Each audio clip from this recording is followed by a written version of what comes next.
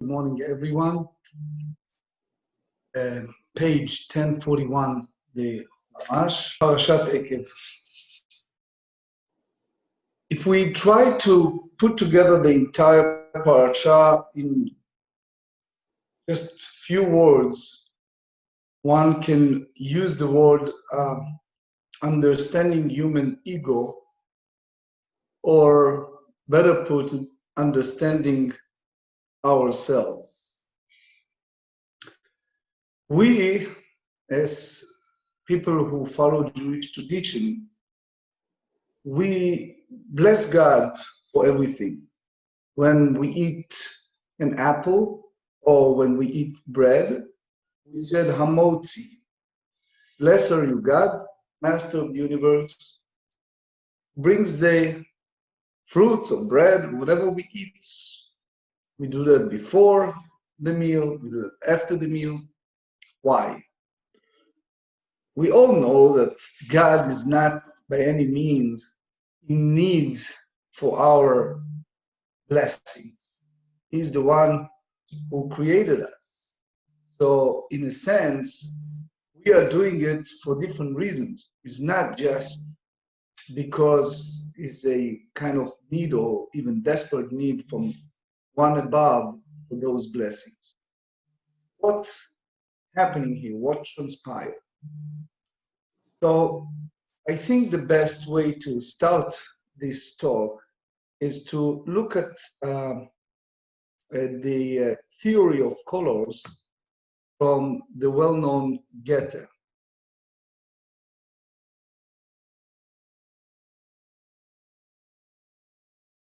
I'm sure that those involved with art and painting and art world know that years back in Maryland, I taught almost 5 years the history of art. So for me, it's one of my passion. And looks like we are digressing, but soon you see the connection. If you try to point out two the most well-recognized scientists that dealt with the issue of understanding color, we can say that Newton was the most dominant one that involved with the continuation of this Greek philosophy and the theology involved with the object and the objectivity and understanding.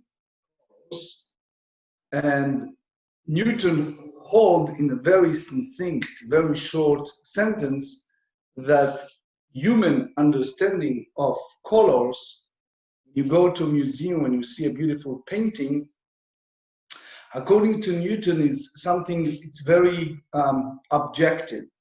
It's even the portrayal of the color, it's so independent that it's nothing to do with you and me as the viewer of the color. Something changed in about 1810, between 1800 to 1810, was one of the most smartest men ever lived in the science world. Obviously, that's my objective opinion. Was a German scientist. His name was Goethe. For those who wants to read more, is it Goethe. Story of Goethe is so fundamental, not just for at that time for the German people, but the whole world culture and the world of art and understanding art history and much more. You see worldwide that there are almost every, I don't like to say cities, but I say every country for sure, as a Goethe Institute that formulate not only the German culture and German language, but is the foundation of understanding art and the consequence of pictures and music and theater and movie and much more. Even there are many scholars that hold that as much as we appreciate Leonardo da Vinci and others, many scholars hold that number one is Goethe. Now, what exactly Goethe said and hold in connection to our talk today? He developed the whole theory. It's called the theory of colors, meaning he, obviously in the German language, it's called Zur. I don't mispronounce it, but it's a, you can click on John Wolfgang von Goethe, and you read the theory of color. The idea is that you have a regular color that we recognize, and you see the spectrum of the color. And he observed that the color arises at the edges, and the spectrum occurred where these color edges overlap. So in short, what he tried to say, you go to any school that teach you painting, teach you art or understanding the art, the very basic course or the very beginning course, it's the whole theory of color of Goethe. So there is a machloket, the opposite opinion between Newton and Goethe.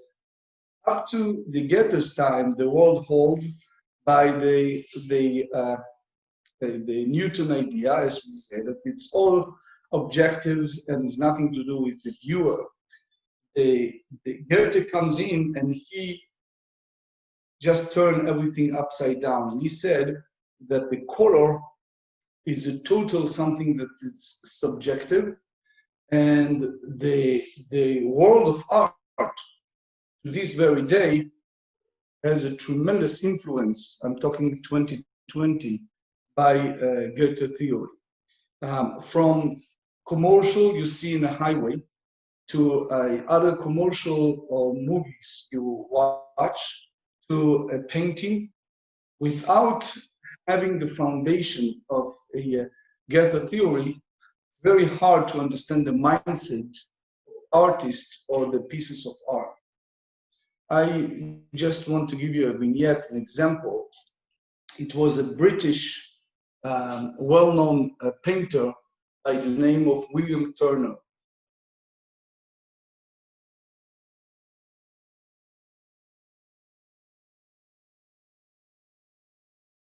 And William Turner, by many experts in art, hold that if you want to understand in very quick and short the whole theory of Goethe, just look at William Turner, the British well-known painter, and you see the connection between our senses, our eyes, our observations, and the influence on our thinking, our behavior, our lives.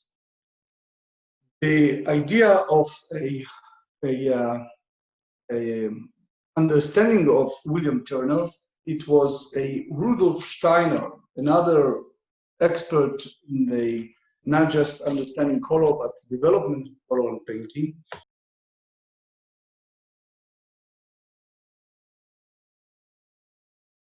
He went to the next level, which is the capability of human imagination and comprehension based on seeing something, that he or she are able to see things in the different dimensions. Modern world, they can tell you that if you stick your nose to certain paintings, to certain pictures, you can see 2 or even 3 dimensions that sometimes are different than the one that you just visually see at the front of your eyes. And therefore, Rudolf Steiner developed his theory that the color has a tremendous psychological influence on not only our thinking, but our behavior, and especially the emotional part of behavior. And therefore, the imagination that we have can create even the theory of geometry and others based on something that it's not even exists on the surface of the painting you can see, meaning it's a new claim based on Goethe theory that said that a person can see something in a picture that's not exists in the picture itself. In the world of music, you can find easily the connection. Not long ago, one of the well-known university in Europe, they made a research over artists who are specialized in the concert. They took pianists and others, and they asked the person to go and play their part, but in two different ways. One group of artists, they asked them to go to a room where there's a piano and not even open the piano, but stand there for 10-15 minutes and play their piece without physically playing the piece on the piano.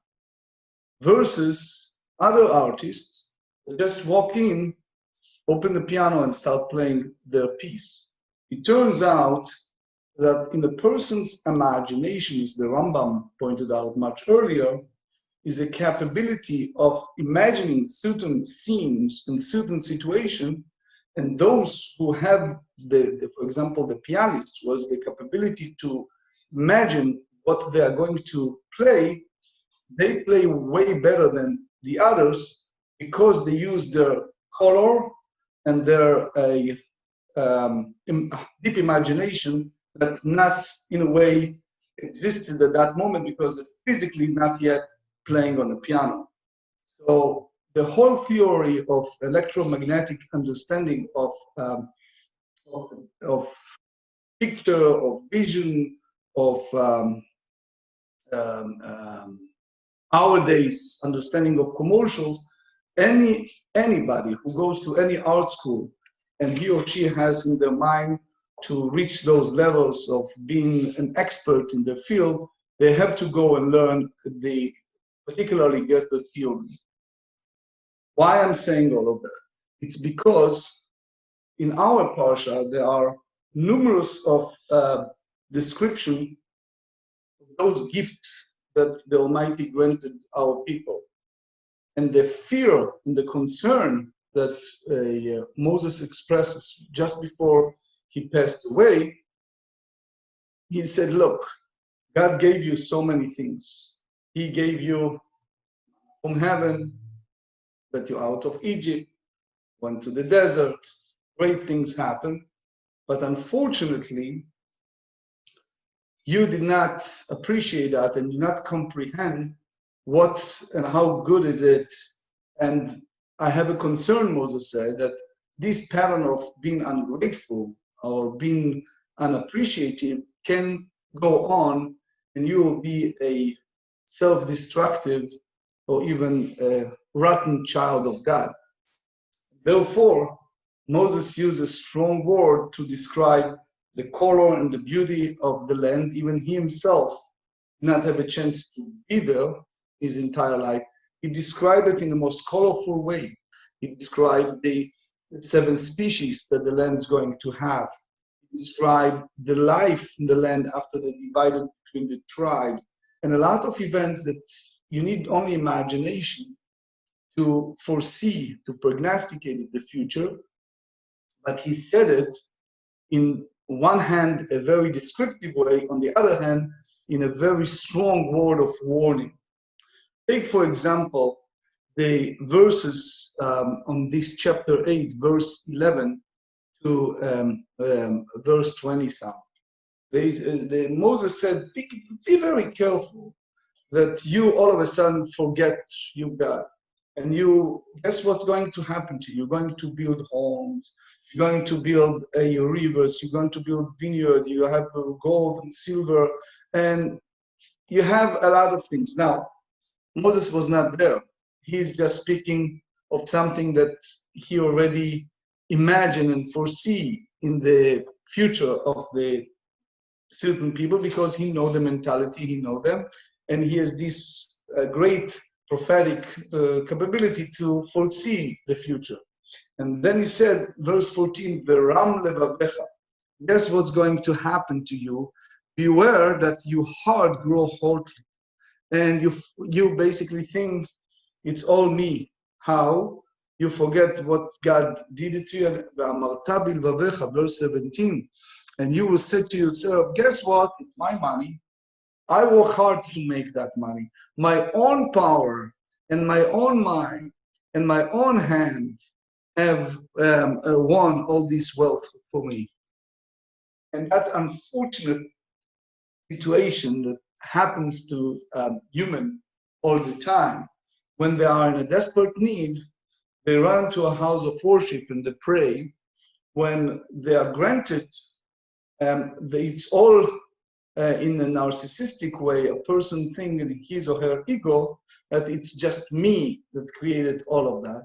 And he warned the people for that. He says, remember, Lord your God, hanoten lecha koach la'asot chayim, who gives you the power to get wealth, and is a reason for that, to fulfill your goal, your mission. And you repeat that mantra throughout the parasha. Be careful not to fall to that trap. In your imagination, in your thinking, you're thinking of yourself and your self-centered idea that it's me that created all of that. Almost like a famous midrash that described a son that was born to a wealthy father, and it reached a point that he was very bad in his behavior, and the father threw him out of the house, and he said, who cares? And he was sleeping out in the street like a homeless, and several days later, somebody saw him and he said, you know, I have compassion, I have rahmanus on you, come and stay in my basement. And he stayed in his basement, and sure enough, the guy said, you want to eat, let's bring food, and he taught him how to cook and bake. And then all of a sudden he said, I have a friend, maybe you want to walk in the bakery, introducing that stranger to another friend. And then he walks in that bakery, and all of a sudden it wasn't so well, and as much as he's good in cooking, he wasn't so successful in their relationship. So he found himself again out of work. But then while he was just walking in the park, somebody saw him and said, young man, what are you doing? And he described that he is good in baking and cooking. And he said, oh, that's my business. And before he knew it, he was partner, and he developed more and more bakery, and he became a well-to-do person. And then he connected his father, and he said, Dad, now I definitely do not need you. It's a year passed by. I have now $1 million in my pocket. And his father said to him, it's all fine. I just want you to know one thing. You think that when you are out in the street, sleeping like a homeless, a stranger just invites a stranger to his own house and let him stay in his basement? Do you think that happened by itself? Do you think that someone give you a job in a bakery just happened? Do you think that somebody saw you and offer you to be a partner in business just because you have a nice nose? No, all my friends. And I guarantee, and I paid out of my pocket. And I convinced the person to have you in the basement. And I convinced the other person to hire you. And I pay the other person the 50% partnership for that business. And whatever you reach at this point, let's face it, it's all my backup to make sure that you can stand by your own and survive. In a sense, what the Midrash tried to tell us, that's human pattern, human behavior. The God that took them out of Egypt, out of slavery, and gave them manna from heaven and give all the good to them, they misconstrue everything, and they start thinking, oh, that was past, that was history.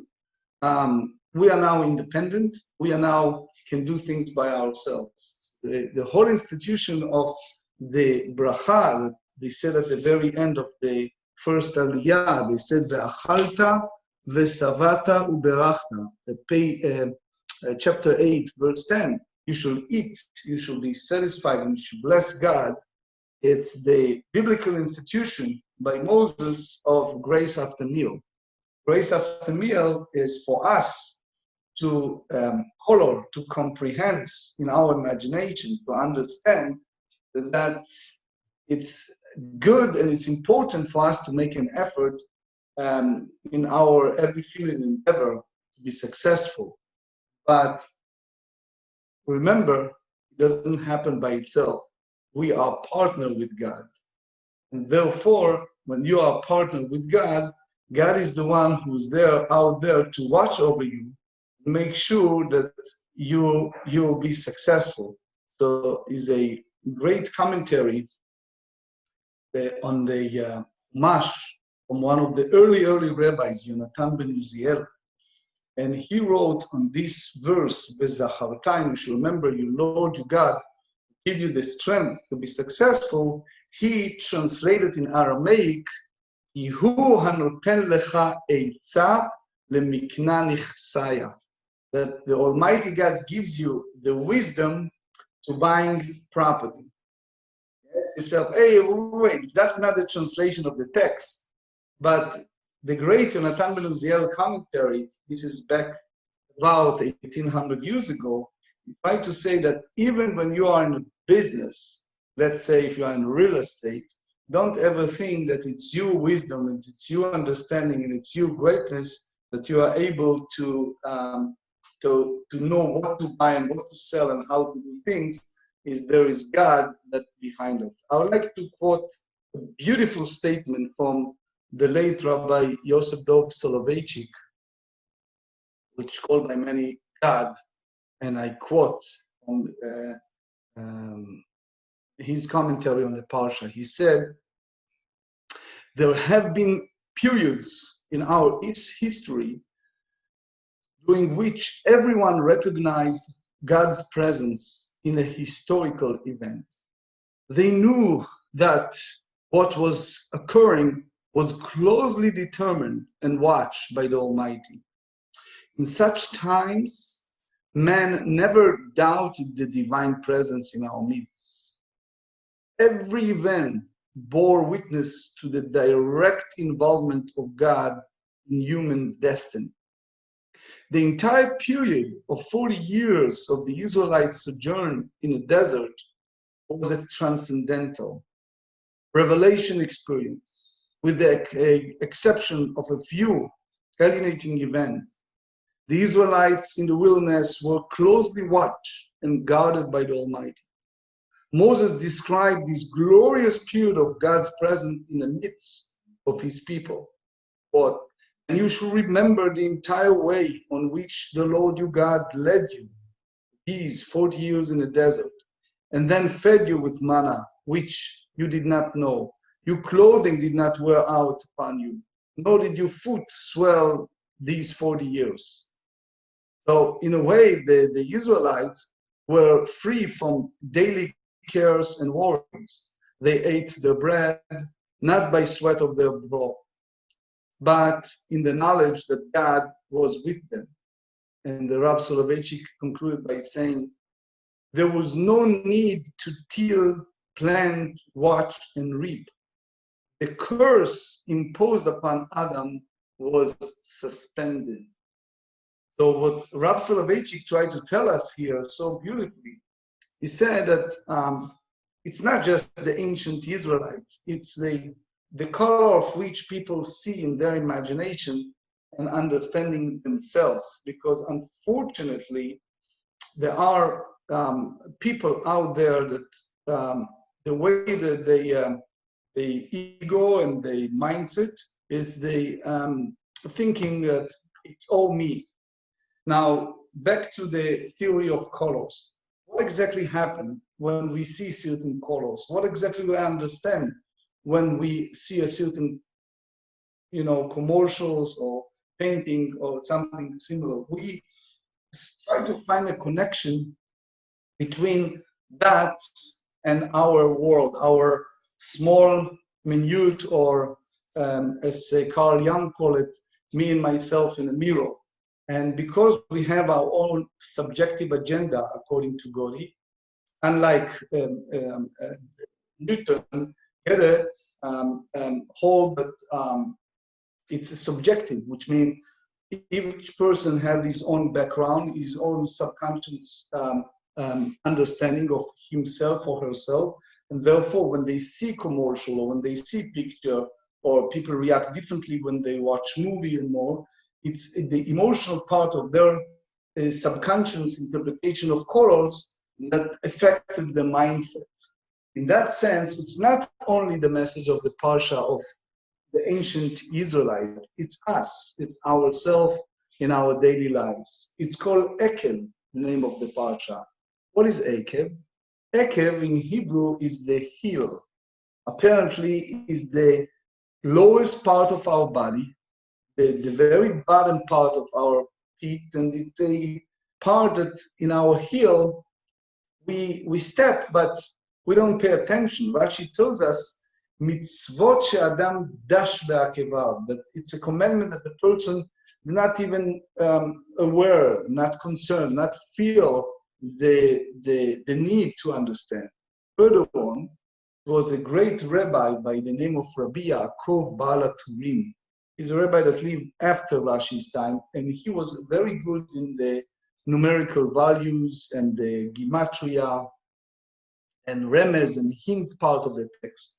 And he said that the exact numerical value of the word Eikev, Ain is 70, Kuf is 100, and Bet it's 2. So it's 172 if you count the 10 commandments that we read the previous parsha. Is the letters are altogether 172. And he said that that's basically the follow-up of the 10 commandments, that people have a short memory. People do not remember what the training, what they went through in order to reach what they are now. Furthermore, the Rabbi Yaakov Baal HaTurim explained to us the mitzvah of ve'achalta ve'savata u'berachta. You shall eat and you shall be satisfied and do grace after meal. You bless God.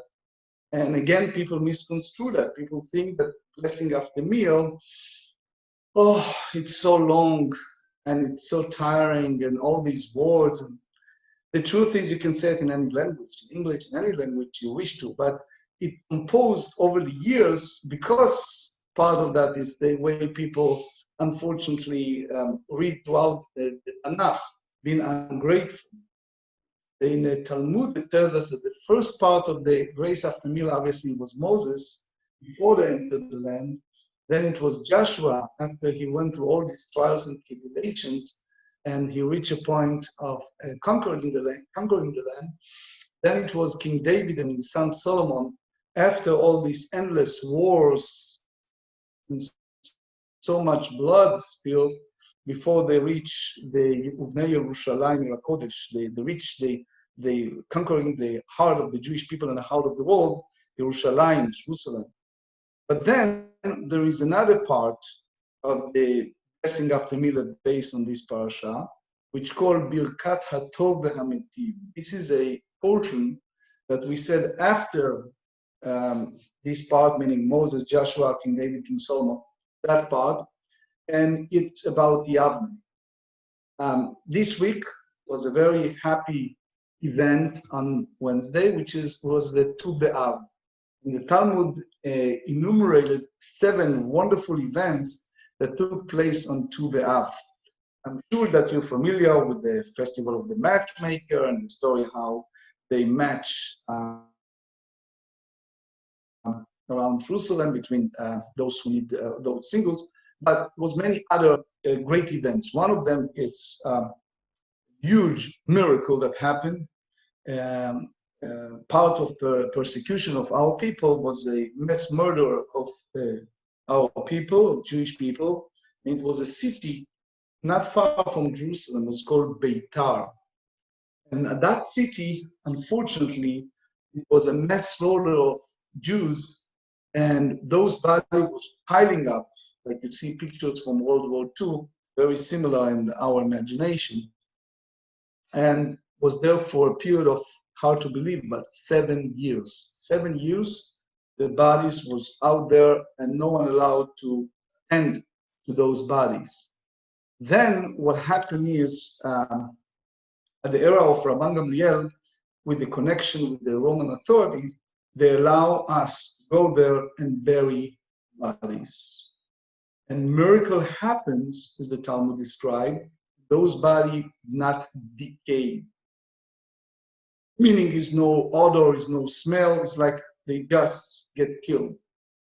And miraculously, our people at that time were able to bury all those bodies, and it happens on that particular day, the 15th day of Av, the Tu B'Av. And so it's an act of appreciation and knowledge of God. The leader of the Jewish people was named is Rabban Gamliel.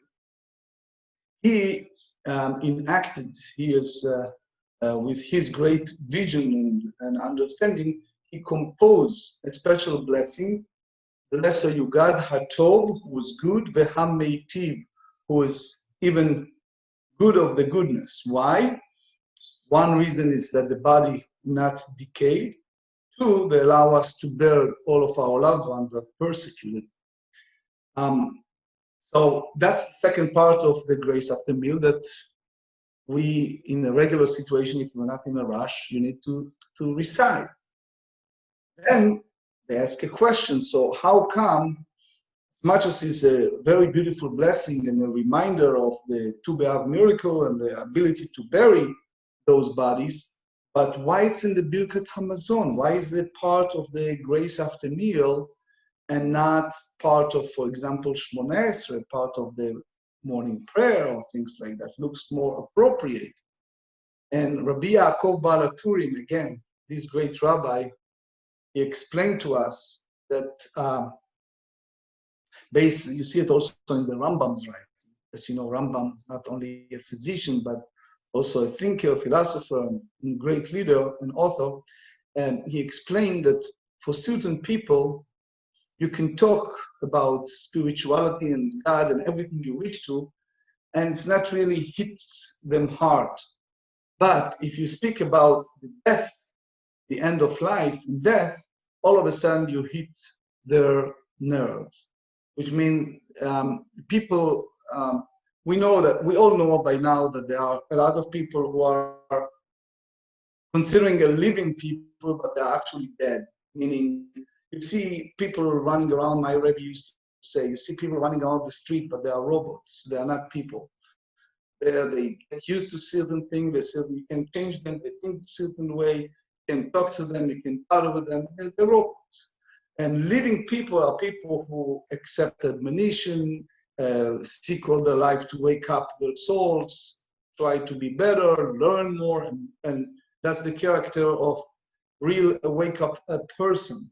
So therefore, Rabbi Yaakov Baal HaTurim explained to us that after you eat a big meal, you said Hamotzi and you ate, and you thank Moses, thank God, and Joshua and King David, Solomon, that's beautiful. But if you wake up your heart and they remind you that life is short and you never know, as the Rambam said, maybe today is your last day. So therefore, it have the potential to wake up your heart and being not only appreciative, but say the Baruch Hashem, the thanking God, you know, every single second, every single moment, and see the health glass filled all the time.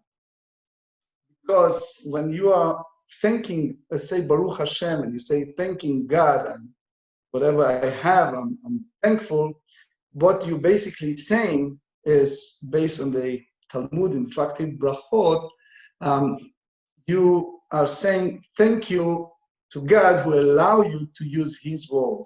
Meaning, we believe that there is God, and the world belongs to God, as the Psalm 24 tells us that the whole world belongs to God. So if you belong to God, and God gives, and God takes back, and God takes away, and God in control, so the same God give us His bread. And one of the grandchildren of the late Mr. Seckler said something that was very moving during his eulogy. He said, the day before yesterday, he saw Grandpa always finish the plates and always eat bread. So he asked him as a young man, Grandpa, why, you know, you are doing so? And he explained to him, you know, my childhood was a little boy. He was born in 1936 in Poland, and then he was in all those places in Russia, and came to the United States at the age of 15, but during the early part of his life, he went through the World War II and tremendous challenges. And he said, I have a period of my life that I have no bread, and I never know if there is a next meal available. And therefore, I do not leave food in my plate, and I want to make sure that there is a bread on the table. And that was the eulogy of his grandson on Wednesday, based on that understanding of his grandfather's survival. And I was very moved as well as other people, but it brings back to this important point of appreciation. The person should understand that we are living in the God's kindness, and it's the world that's not us. It's not my money. It's not my thing. It's not my wisdom. It's not my talent. It's not my wealth. It's something that the Almighty gives, and the Almighty can take, and at any moment.